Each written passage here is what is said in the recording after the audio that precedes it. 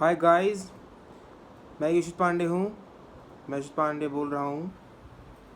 सो एक बहुत ही दुखद समाचार ये है, रतन टाटा जिन्होंने अपनी ज़िंदगी में टाटा ग्रुप को इतना अच्छे फेम में पहुँचाया और लोगों का दिल जीता, आज वो हमारे बीच नहीं रहे। 9 अक्टूबर 2024 को एज रिलेटेड इलनेस की वजह से उनकी मौत हो गई और उनका ब्लड प्रेशर भी लो था। उसकी वजह से उनकी मौत हो गई और आज ही झारखंड की गवर्नमेंट और महाराष्ट्र की गवर्नमेंट ने एक दिन का शोक मनाने का कहा है। अमित शाह, पीएम मोदी, बहुत सारे एक्टर्स, सेलिब्रिटीज़, पॉलिटिशियंस, सब लोग आए हैं उनके मौत का मातम मनाने के लिए। इस एक बात ये साफ होती है कि उन्होंने भारत को डेवलप करने में उन्होंने कोई कसर नहीं छोड़ी है। साल 2000 में उन्हें पद्म भूषण और 2008 में पद्म विभूषण उन्हें मिला था, जिसमें ये कहा जाता है कि उन्होंने बहुत कंट्रीब्यूट किया है। 1962 तक, मतलब 1962 का साल था, उन्होंने पूरे 62 साल अपने इस बिज़नेस को संभाला। 28 दिसंबर 1937 को उनका जन्म हुआ और उसके बाद वो अपने बिज़नेस पे लग गए थे। 1937 को उनका जन्म हुआ, मतलब वो तब वो रिसेंटली बॉर्न हुए थे। मतलब 28 दिसंबर को जन्म लिए थे मुंबई में, और धीरे धीरे करके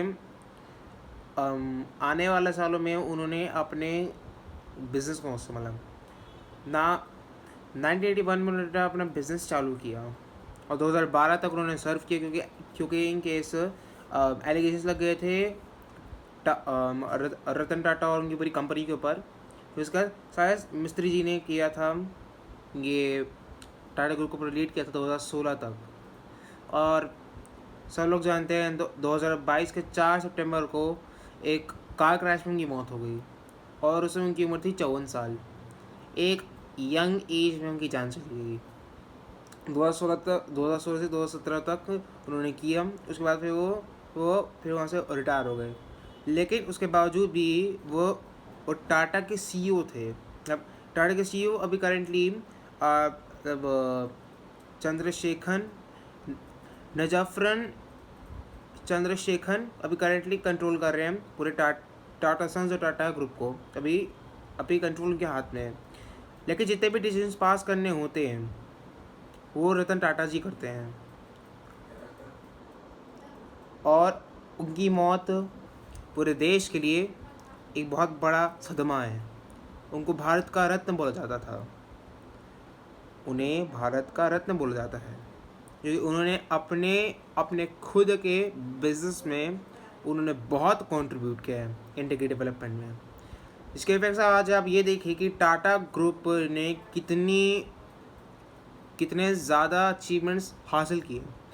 जब 1910 में जब टाटा कंपनी ने ब्रिटिश आर्मी के लिए टैंक बनाए, फौलाद का यानी स्टील, तो उस समय जब ये जंग चल रही थी, जितने भी, अगर मान लो इन केस अगर एक बम गिरता था ना ब्रिटिश टैंक के ऊपर, क्योंकि ब्रिटिश टैंक टाटा की स्टील से बना हुआ था, एक बम लगा कुछ नहीं हुआ, क्योंकि काफ़ी मजबूत था ये टाटा स्टील।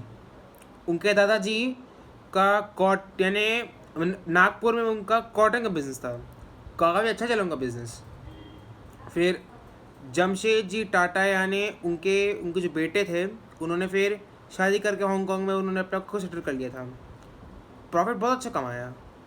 फिर उसके बाद आया GRD टाटा जी आए, जिन्होंने एयर इंडिया खोली, और आज की तारीख में एयर इंडिया टाटा ग्रुप के अंडर ही आती है। इसे एक बात समझ में आती है कि रतन टाटा और पूरी टाटा फैमिली कितनी ज़्यादा मेहनती थी। कितनी ज़्यादा मेहनती है।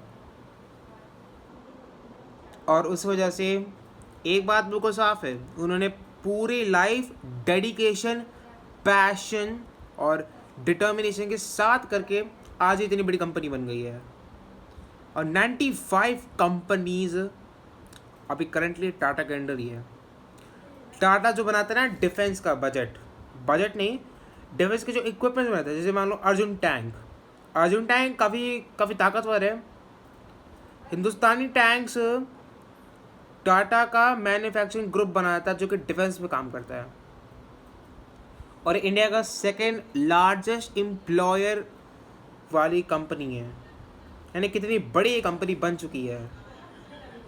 यानी इतनी बड़ी कंपनी का तो कोई साइज तक नहीं इमेजिन नहीं कर सकता कि रतन टाटा, पूरी टाटा फैमिली ने अपना खून पसीना एक करके इस कंपनी को इस लेवल तक पहुंचाया है कि, और इस लेवल तक पहुंचा पाया है कि आज की तारीख में इसे दुनिया की one of the most successful companies में माना जाता है। अब रतन टाटा तो अब चले गए। उन्हें 21 बंदूकों की उन्हें सलामी मिली थी, क्योंकि उन्होंने देश के लिए उन्होंने बहुत काम किया। कितनी गाड़ियाँ बनाई, गाड़ी, पेट्रोल, डिफेंस के इक्विपमेंट्स टाटा ने बनाए। टाटा सॉल्ट जो आज हम सबके घर में मिलता है। सोचिए, इन्होंने इतनी मेहनत की कि आज रतन टाटा को भारत रत्न बोला जाता है। अगर उस समय इन्हें मतलब ना भारत रत्न, जो इंडिया का हाईएस्ट सिविलियन ऑनर है, तो समझ लीजिए कितना बड़ा इम्पैक्ट होता है टाटा ग्रुप का पूरे इंडिया में। ये मेरा मैसेज है कि रतन टाटा सबके बीच में नहीं है, लेकिन वो सबके दिलों में उन्होंने अपनी जगह बना ली है। My message is, we are deeply saddened by Ratan Tata's death, and we provide condolences to their death. मेरी वीडियो को ज़्यादा से ज़्यादा शेयर कीजिए, ताकि और लोगों को रतन टाटा और उनकी पूरी टाटा फैमिली की कहानी के बारे में पता चले कि उन्होंने अपनी कंपनी को किस मुकाम तक पहुंचाया। 1822 से लेके आज तक 202 साल हो गए, लेकिन ये आज तक इंडिया की टॉप मोस्ट सक्सेसफुल कंपनी है। हाईएस्ट ब्रांड टाटा का बनता है।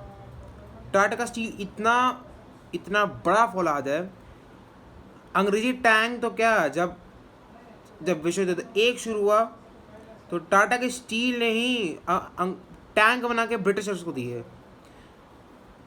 और इसी बीच एक पॉलिटिशियन ने वर्ल्ड वॉर 1 में कहा था कि टाटा स्टील सेव्ड अस। यार इतना बड़ा फौलाद, जब बम गिराओगे टैंक के ऊपर, टैंक को 1% की खरोच तक नहीं आई। इसे एक बात को साबित होती है कि टाटा स्टील ने क्वालिटी में बड़ा वो किया है योगदान। We provide condolences to Mr. Ratan Tata's death. Thank you for watching.